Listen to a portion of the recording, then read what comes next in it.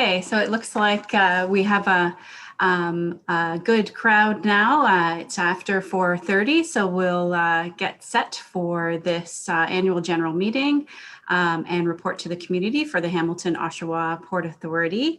My name's Larissa Fenn, and I'll just do a few introductions and a little bit of detail about the meeting structure. Thanks very much to everyone out there who's able to join us.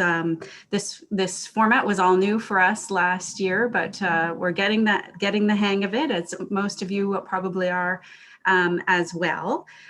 We are going to have a meeting in two parts today. The first is more of our formal annual general meeting, the reading of our financial statements, and that will be followed by our report to the community, and then thereafter followed by our a little bit of a Q&A. So as you've probably done before, if you have any questions for us, please do put them in the chat, and then when we get to the Q&A portion, we'll draw our questions from there. So once again, welcome to everyone who's joining us this evening. HOPA Ports recognizes with gratitude our presence on the traditional territories of the Haudenosaunee, Anishinaabe, and Huron-Wendat nations. We acknowledge that HOPA's portlands are, in Hamilton and Niagara, situated on the treaty territory of the Mississaugas of the Credit First Nation under the Between the Lakes Treaty, and in Oshawa on the treaty territory of the Mississaugas of Scugog Island First Nation under the Williams Treaties. We stand with our Indigenous neighbors in celebrating and protecting the lands and waters of the Great Lakes and all they provide: life, resources, transportation, and trade. Thanks, Larissa. Good afternoon, ladies and gentlemen. It's now 4:30 p.m. and I'd like to call the 2020 Annual General Meeting of the Hamilton Oshawa Port Authority to order. My name is Ann Waldez and I'm Chair of HOPA, and I'll act as Chair of today's Annual General Meeting. We really appreciate your virtual attendance today. This is our second virtual annual meeting, and we sure would prefer to have had the opportunity to meet with our port partners and stakeholders face to face. But like everyone else, we're trying to make the best of the situation. It's been an extraordinary year, and later in the meeting, our CEO will give a presentation and he'll elaborate on how HOPA has been helping to keep supply chains moving through the COVID-19 crisis, and thinking ahead to how to make a positive contribution to Canada's economic restart. I want to let you know that the first formal portion of today's meeting is expected to be brief, and that will allow us to move on to the update of HOPA's activities, as well as time for questions. I'm joined today by my fellow board colleagues, Megan Davis, Vice Chair, David Bradley, Jim Howlett, and Keenan Loomis. I'm also joined by HOPA's senior management team, Ian Hamilton, President and CEO, Janet Knight, Executive Vice President, Bill Fitzgerald, Vice President Operations, Jeremy Dunn, Commercial Vice President, and Larissa Fenn, Director of Public Affairs and Corporate Secretary. I'll now ask Ms. Fenn to read the public notice calling this meeting and to make a few remarks respecting the meeting's process and conduct. Larissa? Thank you, Anne, and welcome again, everyone. The Hamilton Oshawa Port Authority is a non-share capital corporation established under the Canada Marine Act and governed by letters patent issued by the Minister of Transport. His or Her Excellency, the Governor-General in Council, on recommendation of the Minister of Transport, appoints 5 of the 7 directors, along with a director appointed by the Province of Ontario and a director appointed jointly by the corporations of the City of Oshawa and the City of Hamilton.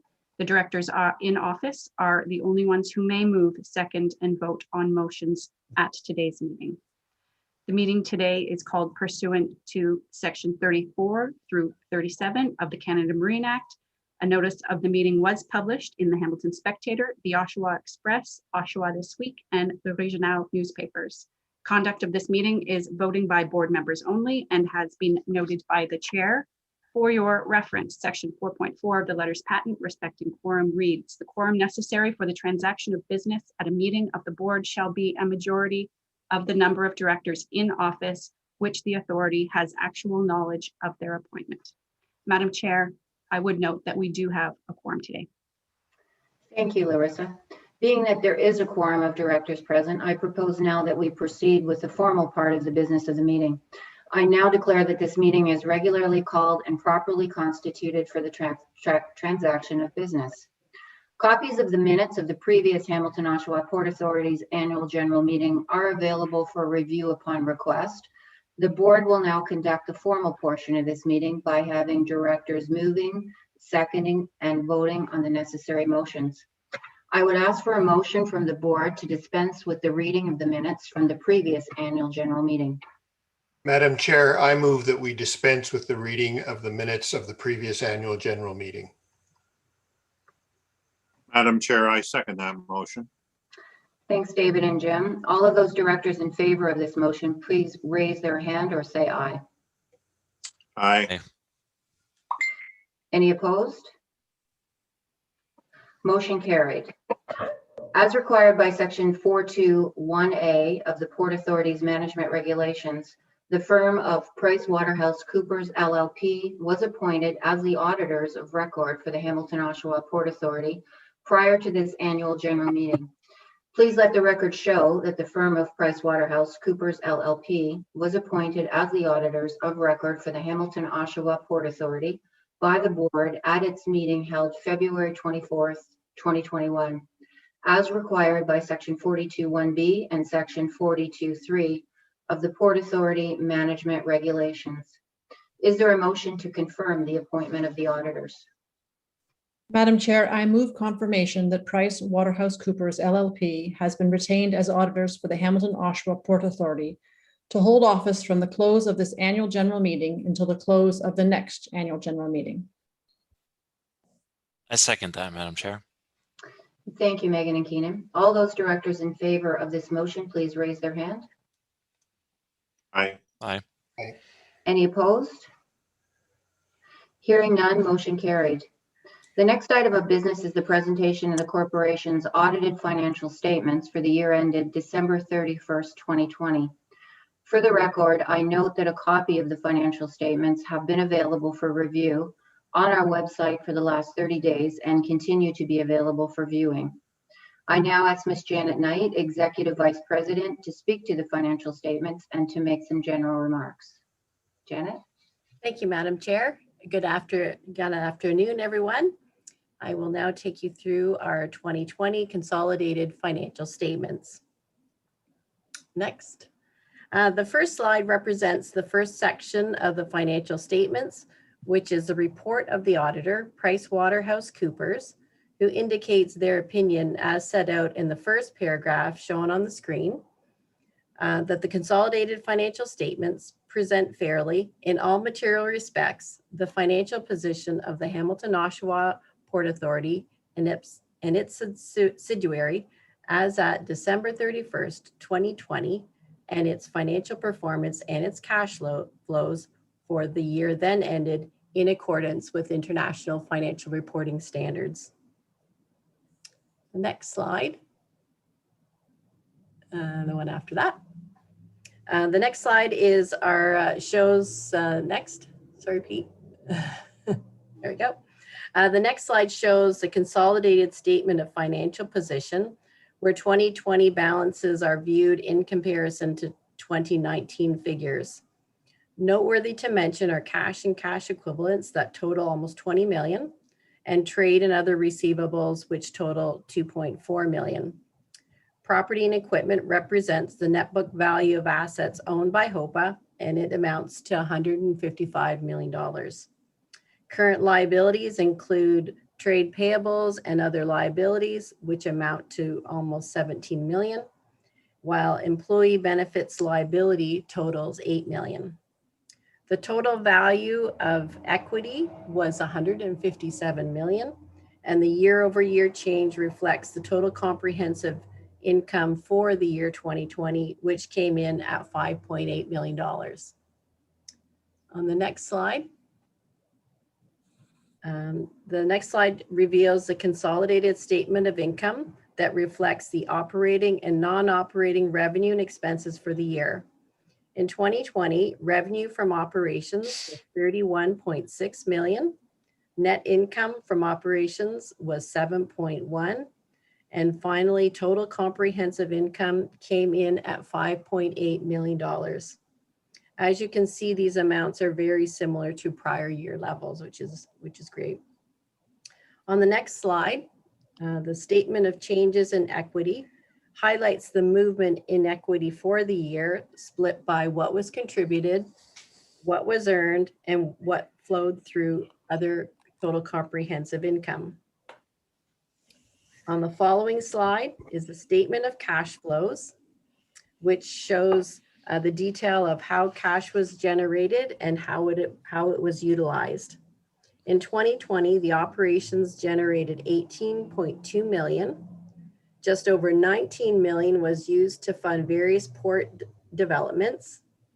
Overall, cash reserves decreased by 1.2 million, and a balance of almost 20 million remained in cash and short-term investments, which will be used to fund future port development opportunities. Following the statements are the notes to the statements, which I won't go through, other than to point out they contain the required disclosures under the Canada Marine Act and the Port Authority's management regulations. They also contain a disclosure note on page 8 of the notes regarding COVID-19 and the impact that this has had on the results. And as you can see, what I've presented today, our results in comparison over prior year have not, there has not been any material changes, which is a great thing. I'll turn the meeting back over to the chair. Thanks very much, Janet. Is there a motion to confirm the approval and adoption of the audited financial statements for the period ending December 31st, 2020? Yes, Madam Chair, I move that the approval and adoption of the audited financial statements of the Hamilton Oshawa Port Authority as at December 31st, 2020, approved and adopted at the board meeting held February 24th, 2021, be and the same are hereby confirmed. Madam Chair, I second that motion. Thank you, Keenan and Jim. You've heard the motion. If there is no further discussion, I shall ask all the directors in favor to raise their hand. Any opposed? Hearing none, carried. Does any director have any further or proper business to bring before this meeting? There being none, is there a motion to adjourn the meeting? Madam Chair, I move to adjourn the meeting. Madam Chair, I second that motion. Thanks, Jim and Megan. All those directors in favor of this motion, please raise their hand. Any opposed? I declare the 17th Annual General Meeting of the Hamilton Oshawa Port Authority adjourned. This past year, our resilience has been tested. Transportation systems have become part of the public consciousness and conversation. We're proud of the role that HOPA port networks and shipping partners have played in keeping Canada's supply chain moving. We are grateful to our port partners who have come together in an unprecedented way to protect port workers, seafarers, and residents in our port cities. This has been a year of demanding challenges and determined progress. We are approaching 2021 with optimism, and HOPA's integrated multimodal network is ready to help Canada reopen to trade with the world. As we emerge from the pandemic, we look forward to working with you to build sustainable, resilient, and prosperous port cities. In closing, on behalf of the Board of Directors, I'd like to commend and recognize each and every staff member of HOPA for your contributions, diligence, and perseverance over this past year. As a team, you have not only stayed the course, but have kept HOPA's strategic goals on target and always moving forward despite the obstacles. I'm now pleased to welcome Mr. Ian Hamilton, President and CEO of the Hamilton Oshawa Port Authority, to offer some remarks on what transpired in 2020 and plans for 21 and beyond. Ian?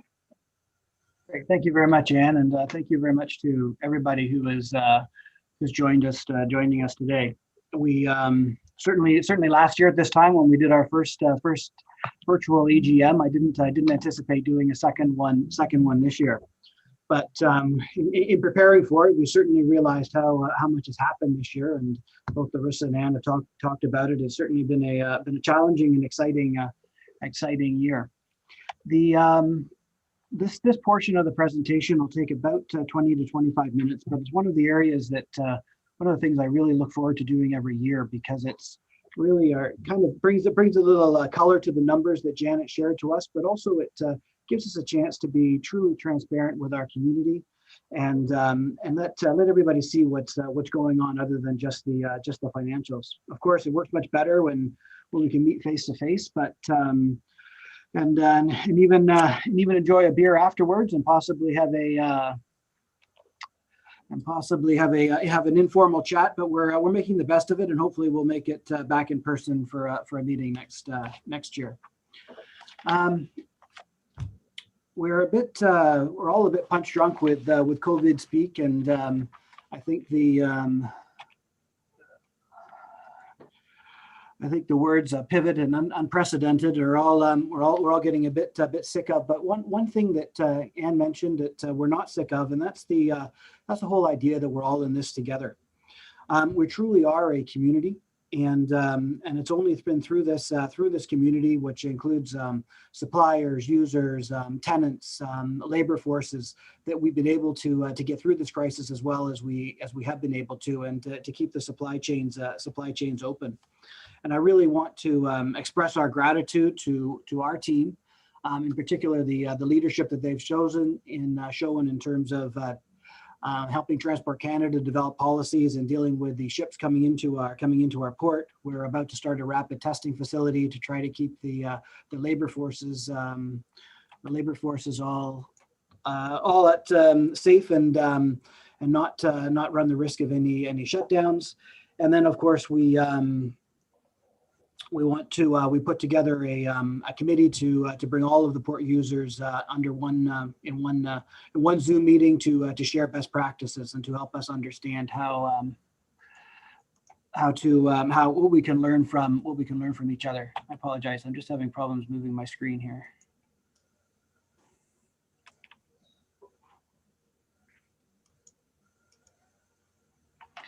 Okay.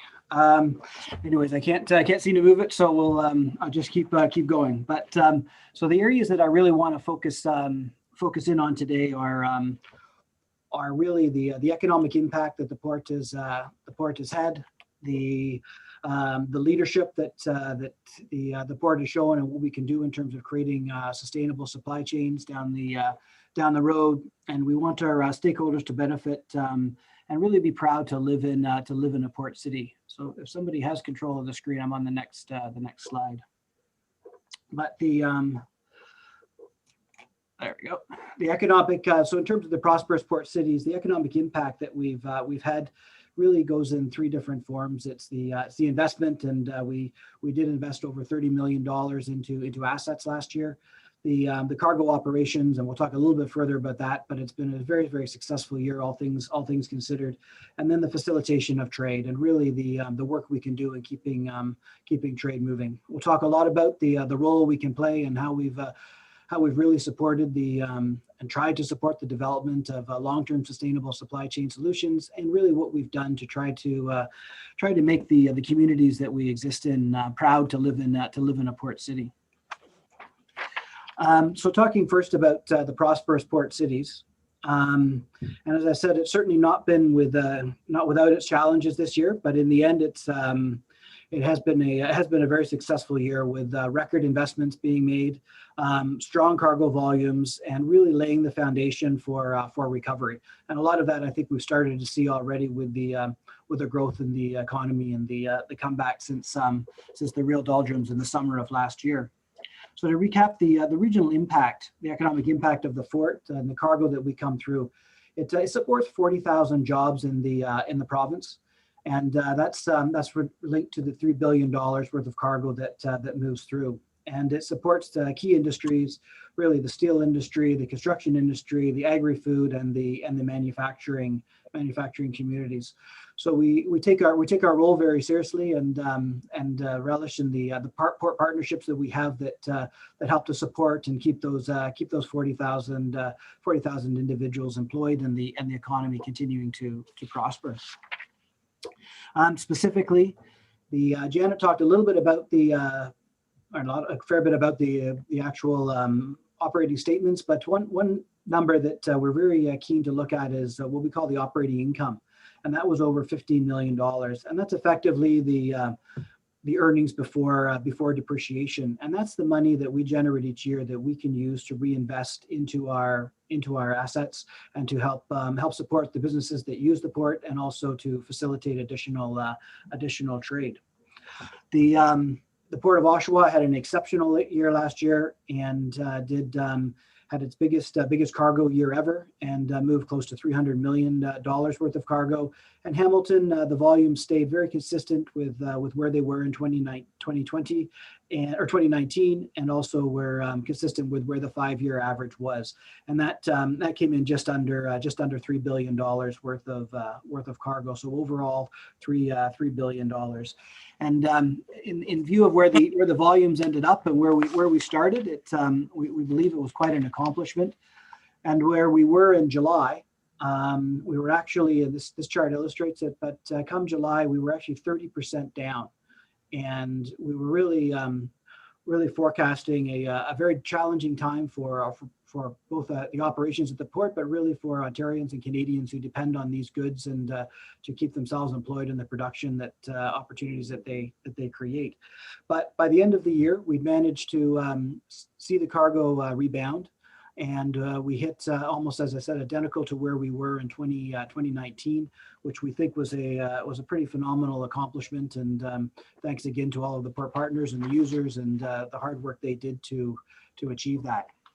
The way that the commodities broke down during the year, and Hamilton, you can see, is still very much a steel port, with over 50% of the cargoes related to steel making and to finished steel. The big change being that in the last decade, that number a decade ago, that number would have been closer to 80%. And the large green portion you see there is linked to agriculture, and that's been a phenomenal growth area over the last 10 years, and really allowed Hamilton to diversify. So steel is still our backbone in Hamilton, but we continue to see growth in the agricultural areas and other more diversified areas.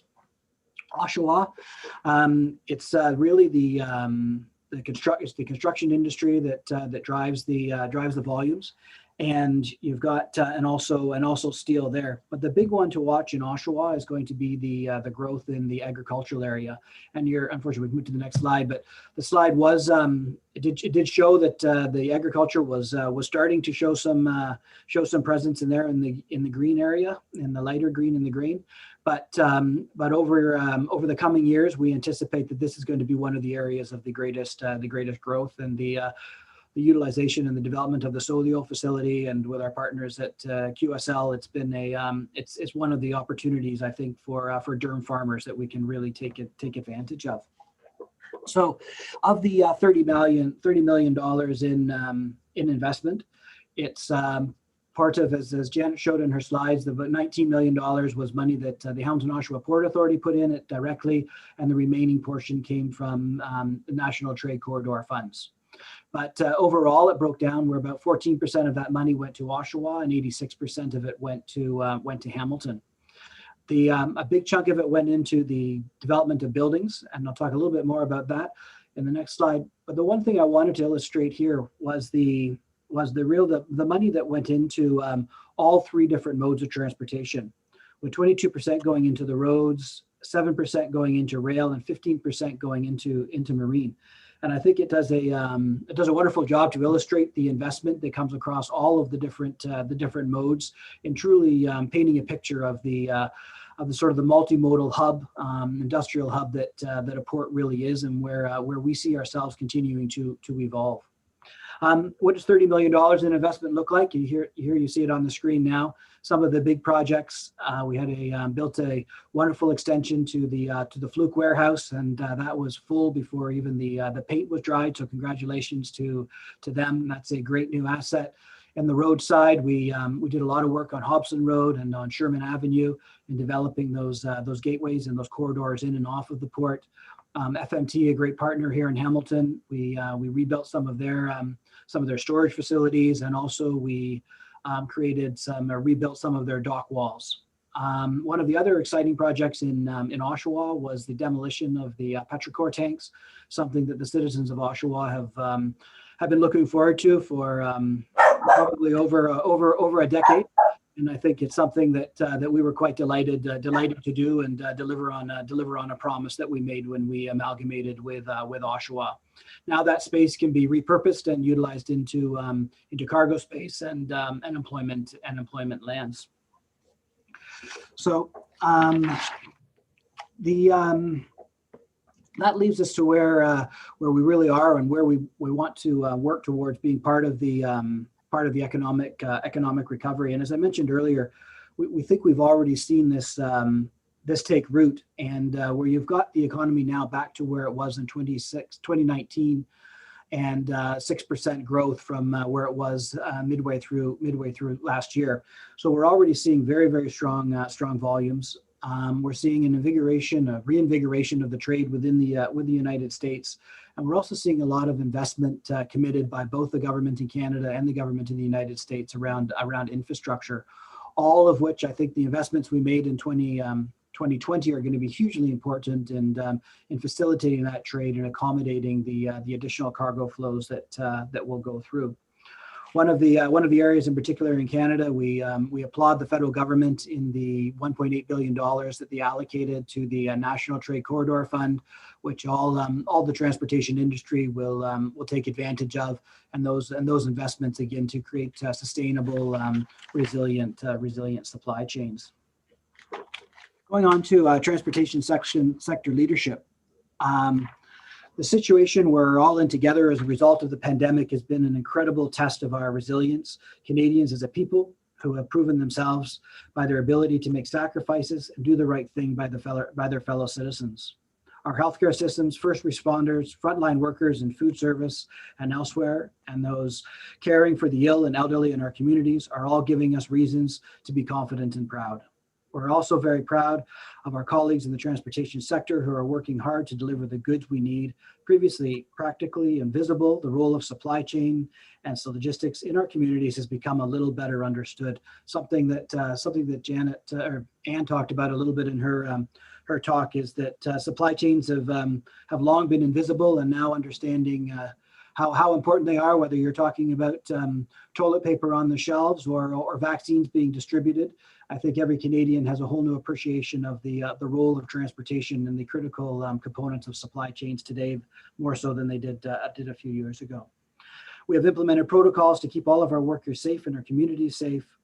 And by the same time, we're committed to keeping goods in the economy moving. So talk about port partners, talk about the port community, but never has it been more true than today that recognizing the value of how everybody comes together, and we're very proud of the role that the Hamilton Oshawa Port Authority can play in facilitating those relationships and sort of being the glue to keep all of the critical players tied together. Us personally, we've our vision has created a few years ago as part of our strategic plan was to create and lead an integrated port network on the Great Lakes. We saw the amalgamation with Oshawa in June of 2019, and a few other developments along the way, including in Niagara, which I'll talk about in a second. So right now, it's been a pretty phenomenal growth we've seen in assets that we have the privilege of caretaking, and with 1,000 acres of land representing over 10 million tons of cargo coming through those facilities, over 700 vessel calls per year, 135 tenants that operate their businesses on lands that we control, and a team of over 60 staff. And why did we create this vision of integrating all of these this port network? It's really we believe that marine still has a huge amount of capacity in southern Ontario and in the Great Lakes to be utilized, and it can offer some real social and environmental and economic benefits. We believe that Ontario has a pent-up demand for marine industrial land, and by tying all of the assets together, we strongly believe that we can be a strong voice for marine in Ontario that can better serve the port users and create real opportunities for better modal balance, which creates improved sustainability, resilience, reduction of greenhouse gases, more efficient supply chains. So that's the that's really the driving force behind what we're trying to do. It means working collaboratively with our partners such as the Seaway, the other port authorities in the province, and certainly working very hard to develop the assets that we have under our control. Niagara Ports, which is something that Niagara Ports, which is something that is really developed in the last 12 months over 2020.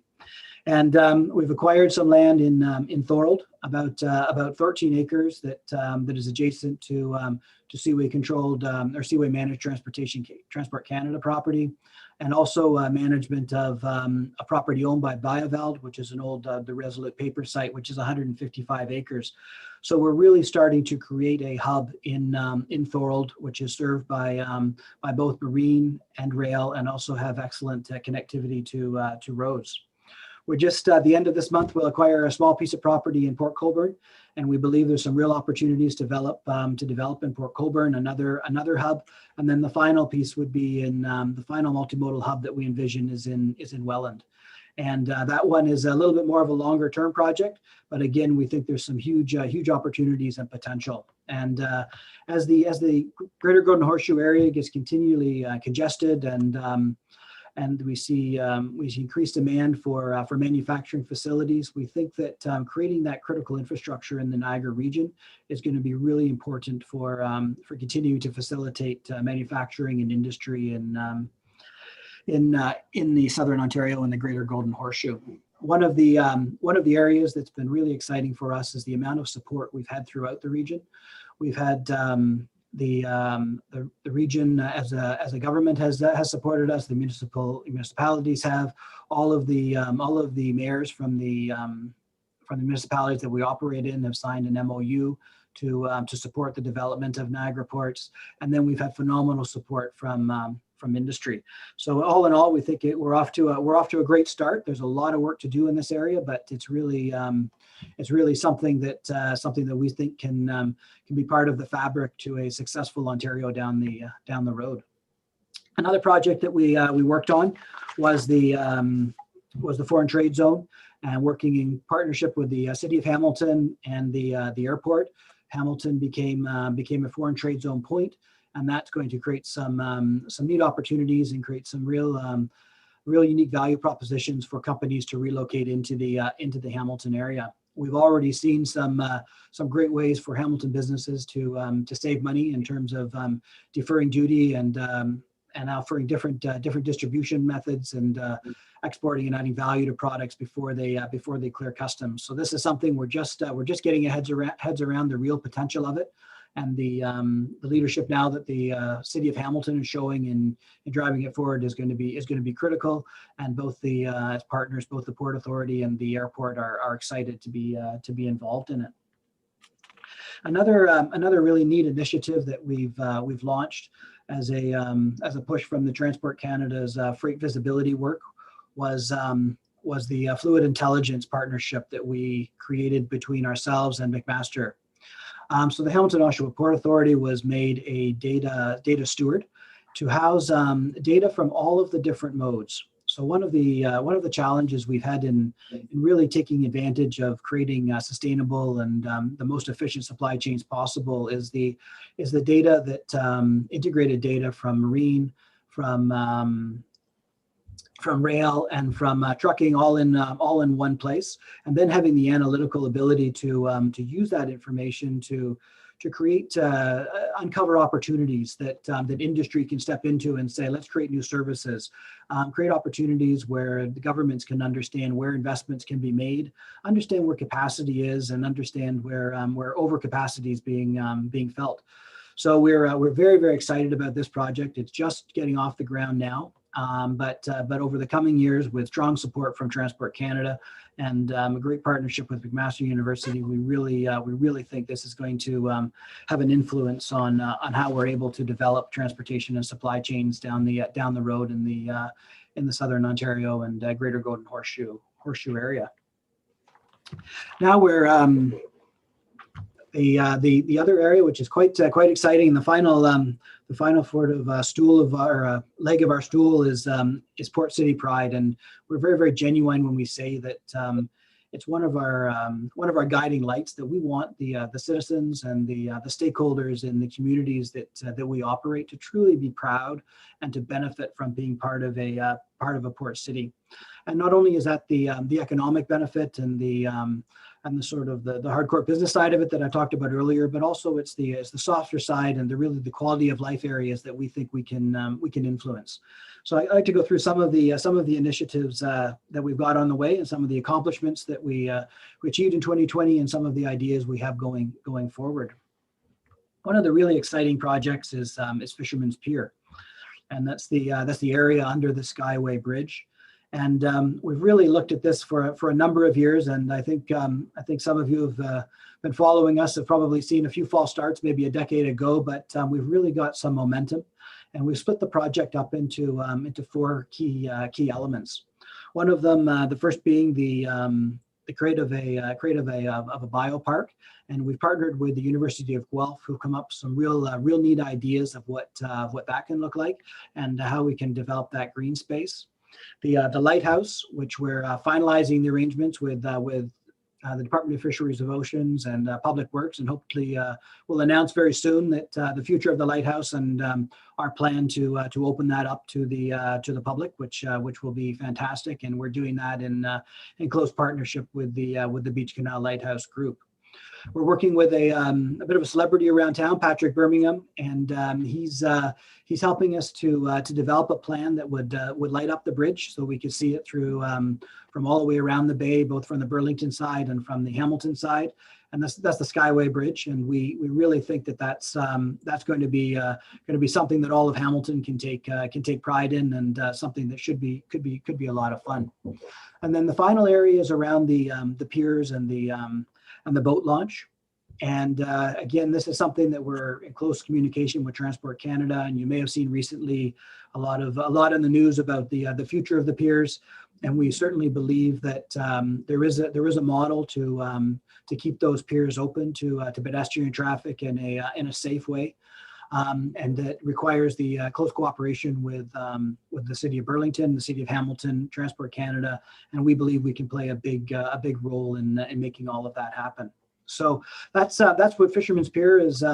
We've made wonderful progress. Again, there's lots of work to do, and it's really a game-changing initiative for that area of town. But we really think it's something that the residents of Burlington, the residents of Hamilton will be able to celebrate down the road. Another a neat thing that was announced last year was the Briggs. And particularly the TS Playfair is going to relocate from Toronto into Hamilton. It's a really neat learning ship, and it's going to be a real neat part of the landscape in the port in Hamilton going forward. You can see in that picture, it's actually Mayor Fred who's climbing the mast there, trying to get a good view of the beautiful city of Hamilton. But we're very excited about this project, and one of the things that really appealed to us when we worked with them to help them to find a home here was that they have a real commitment to opening up the spaces on the ship for the learning experiences through bursaries and through scholarship programs, so that particularly residents of Hamilton who may not have the opportunity to, young residents who may not have the opportunity to experience this type of thing will be able to. So we're quite excited by what it can do for the community, and just the vision of the ship going through the harbor. In Oshawa, we're working closely with the Oshawa Museum, and quite excited by an exhibit that'll start next year, which will be a real celebration of Oshawa's maritime heritage. And we think that there's a very, very interesting and rich story to tell there, and we're quite delighted to be partnering with them on that. In terms of education, one of our real commitments is around building pathways from education to employment. And one of the biggest challenges in our industry is bringing young people into the jobs that are here today, and they continually go unfilled. And these are good paying jobs, and they're very fulfilling roles. So we're working very closely with the City School of Mohawk, the McMaster University, Brock University, starting with Niagara College, all trying to develop programs that'll start to attract people and open people's eyes to the number of opportunities that exist on the waterfront in the marine industry generally.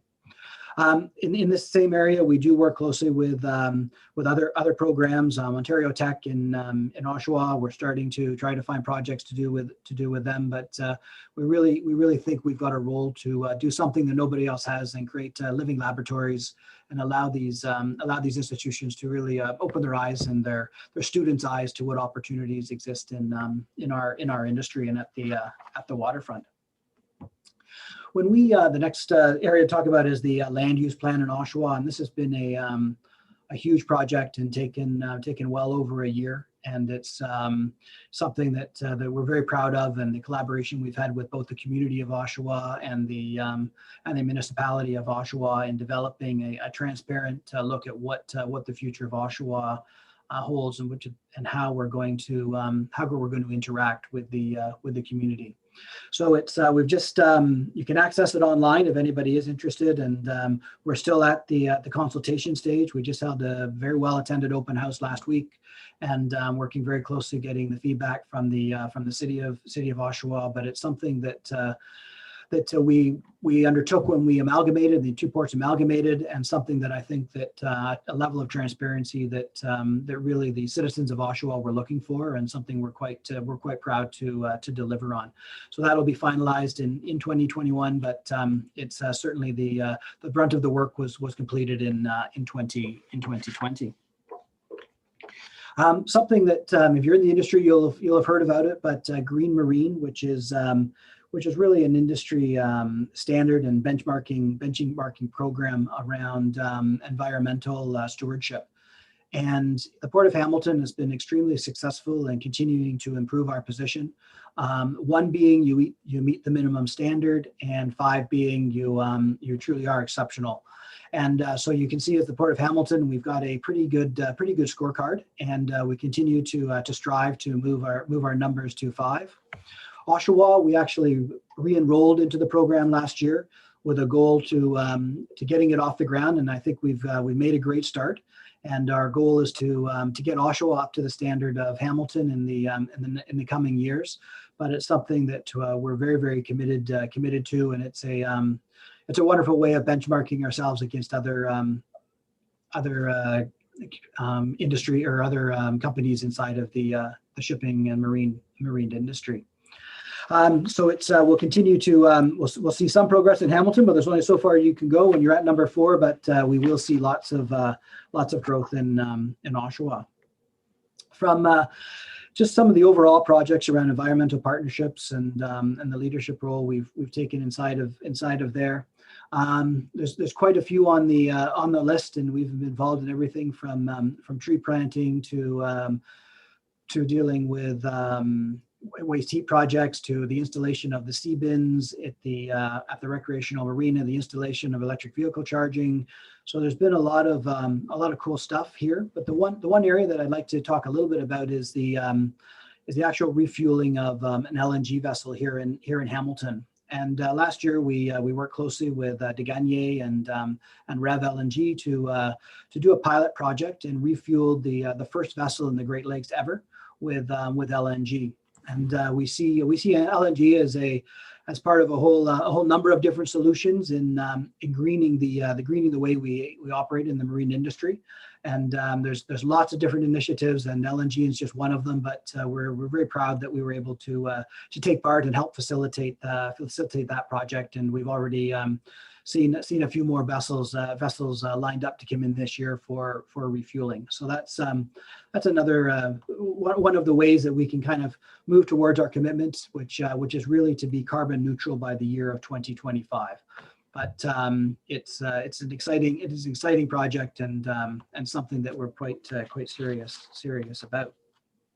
Another area that we continually hear about, and it goes right back to when we did the land use planning in Hamilton, is around dust, and it's very important to us as the staff, but also to our board. And we recognize that we're not perfect, and the work that we've done in this area has had a material improvement. But again, there is still dust being created, and we can still continue to strive to improve that through additional mitigating measures and management practices. But some of the initiatives we have had is we do a lot more close monitoring of stockpiles to try to ensure they're covered as quickly and as effectively as possible. We've done a lot. We bought ourselves a street sweeper to try to minimize the dust being tracked out of sites and pick that up to clean our streets. We've tried to work with trucks to minimize the queuing getting on and off our facilities to ensure that they're not emitting any of their exhaust while they're waiting. So, and we monitor the weather very closely and try to minimize operations during weather events. Some of our tenants, Parrish and Heimbecker, and G3 have all invested over $1 million each in loading spouts to try to minimize the dust created from loading vessels of grain. So it is something that we continue to strive to improve on. We believe we've made some great progress in this area. Yes, we certainly believe that there's still more progress to be made, and I assure you, both the staff and the board are very, very committed to continuing to improve the amount of dust and the quality of lives for the citizens around our facilities. Another project which continues to move forward that we continue to work on is the Randall Reef and the $140 million that are going into that, the most contaminated part of waterfront property in the country right now, and soon to be taken off that list, thankfully. And this year we did a lot of dredging work on that, working closely with Public Works, and Bill Fitzgerald, our VP operations, has been heavily engaged in this project for well over a decade, and it's phenomenal to see the progress that's being made there. Certainly, we're very proud to support a lot of other charities and other worthwhile programs in the city, the Welcome In, City Kids, Mission to Seafarers, Eva Rothwell, and now we're starting to get more involved in Oshawa with the Simcoe Hall Settlement House and Feed the Need in Durham program. So it's something that we work very hard at, and the exciting thing is that we see that our team is continuing to get involved both as volunteers and contributing to these causes to again support what we see as charities and organizations that really do a lot of good for the neighborhood in the North Hamilton area that we live in. So what can we expect for 2021? Just a few highlights in this area. The brig ships will arrive, which is quite exciting, and they should have an opening ceremony for them in June. Theodore too has been purchased by our good friend Blair McKeel, and he's phoned and asked whether he can bring that to Hamilton, and we were absolutely delighted to say yes. So that'll be a fun addition to the waterfront. We're putting pollinators into Oshawa and adding some bees and beehives into there. So that's exciting in Oshawa. And again, as I mentioned, the Oshawa Museum exhibit celebrating the maritime history in the Durham region is something we're very, very delighted to be part of. So I'd like to take this opportunity to really say how blessed we are in Hamilton at the incredible team that we have, and all the hard work that everybody does as members of the Hamilton Oshawa Port Authority and members of our board. It's truly been every single one of them has gone above and beyond this year to ensure the continuity of service, and everybody is staying safe during these challenging times. And we recognize we weren't the only ones going through them, but nonetheless, we want to. I'd really like to take this chance to celebrate all of the staff and the team and the hard work that they've done and the leadership that they've shown during these challenging times. And then these are, of course, the real heroes, keeping everybody on task and making sure that they've got healthy and happy working conditions at home. So this kind of a bit of fun. Now we have just a bit of a video I'd like to show you, just kind of celebrating the team and some of the things and their highlights that they've had for the year.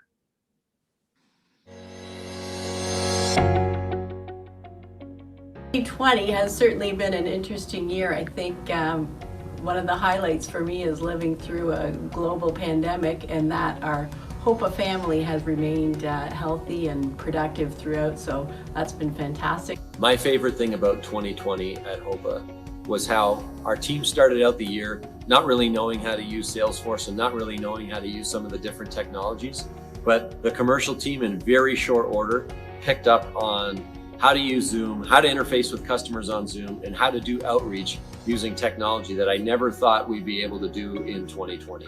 2020 was an eventful year and a very fruitful year. It was a great year. It was a year where it was about getting to know people, getting to know the organization for me personally, getting to know best practices, working together collaboratively. And I think we've accomplished quite a bit in Oshawa in 2020 and could not have done it without the great team members that we have everywhere. All of the incredible things that HOPA has managed to accomplish despite the pandemic. Some of the things that I'm really excited about for 2020, just the monumental tasks of getting all of that Westport work done at Pier 12, 14, and 15. Those were huge projects, and the engineering people couldn't be more happy with your work there. I think seeing this project finally get finished.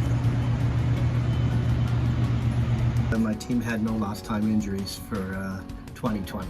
Just seeing how the summer turned out for us down here.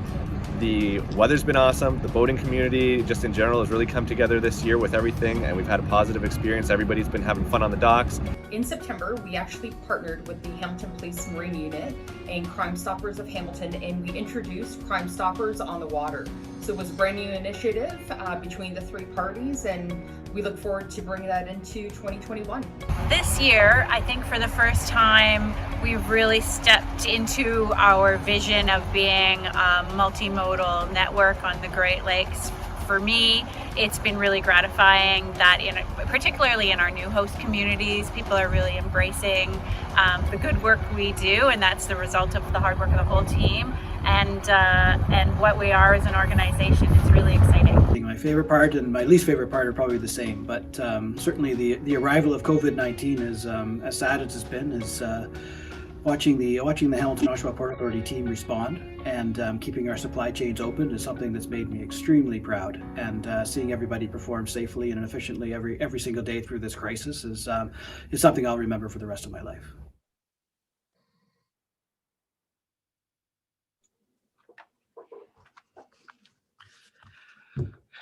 So better days ahead. I think that it wasn't that bad, but I think the successes we had should all be celebrated. But I think we're all looking forward to a different future, and we really will continue to focus on creating the prosperous port cities in the areas that we operate in from an economic side of things. We really want to be part of creating sustainable, resilient, efficient supply chains, and whatever role we can play in that leadership is something that we really cherish and look forward to participating in. And then again, as I said, it's Port City Pride is something that we do take very seriously, and we want our communities that we operate in to be very proud to live in a port city and to benefit from being in a port city.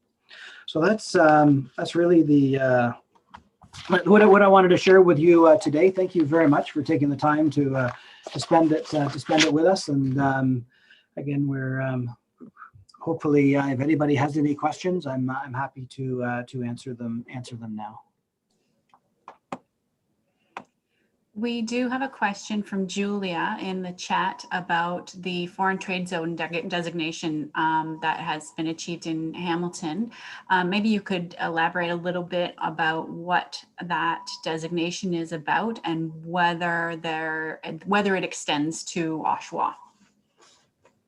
Thanks, Julia. The foreign trade zone is it's really a way that cuts out some of the red tape in creating foreign trade zones in a jurisdiction, in this situation, the Hamilton region.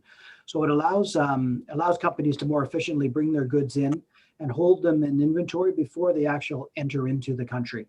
And in some cases, there could be some processing of that, repackaging of that, and it allows different financing opportunities. It allows products to be re-exported without having to clear customs and pay the duties and then reclaiming those duties. So it creates a lot more efficiency and opportunities for Canadian companies to distribute directly from here.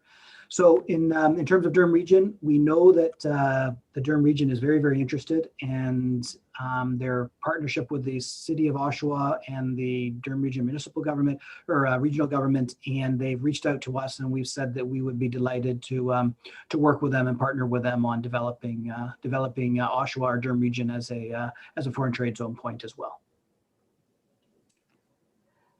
I'll invite people to add their questions to the chat. In the meantime, I have another one about where the Playfair will be docked in Hamilton. Will people be able to get up close to it when it's here? It'll be docked at in our marina at one of the slips in there. And the exciting thing about the Playfair is they're so excited to show off their ship. They're going to take every opportunity they can to get the public close, to get the public engaged with it. The program, as it normally would run, is they're up in the Upper Lakes during the summer period, but both in the spring and the autumn, it'll be in and around Hamilton, and hopefully there'll be lots of opportunities to see it, and for some of you, even the opportunity to take a sail, because it really is fun. But I'll warn you that if you get on board, they're going to put you to work. Okay, I know we're closing in on 5:30, but I just have a couple more. Opportunities for new infrastructure in Oshawa. You talked about some of the needs there. Maybe you can elaborate. Yeah, and we've just agreed and tendered out some work to do a $4 million dredging job, and that was the #1 priority, is to ensure that that critical infrastructure is in good nick. And so that'll be taken on this year. Going forward, there's going to be a lot to do with security gates. There's going to be a lot to do with recreation of roads and putting in the lay down hard standing space, all of which contributes to a reduction in dust. We are going to recreate some new buildings.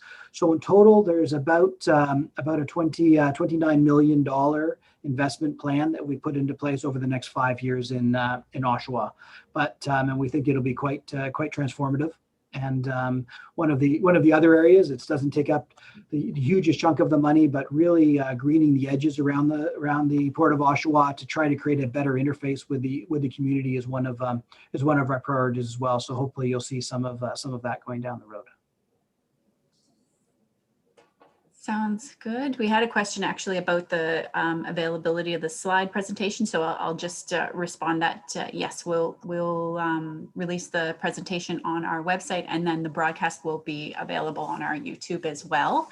And then another question from Eric about the Fluid Intelligence Initiative.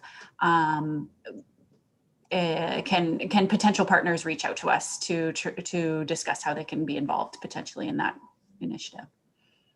Yeah, for sure.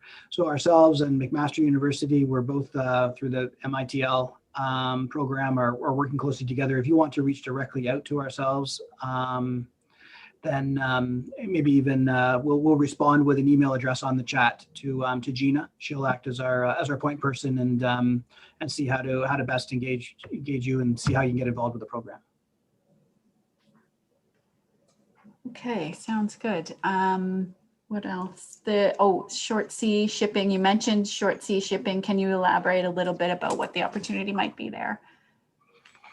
Yeah, and there's lots of opportunity, and I think short sea shipping is turned into a bit of a catch-all So there's one opportunity which we saw a pilot last year with MSC, ran some empty containers in and out of Toronto from Montreal. We hope to run some pilots this year with containers between Montreal and Hamilton. We're working closely with some partners on that to finalize those details.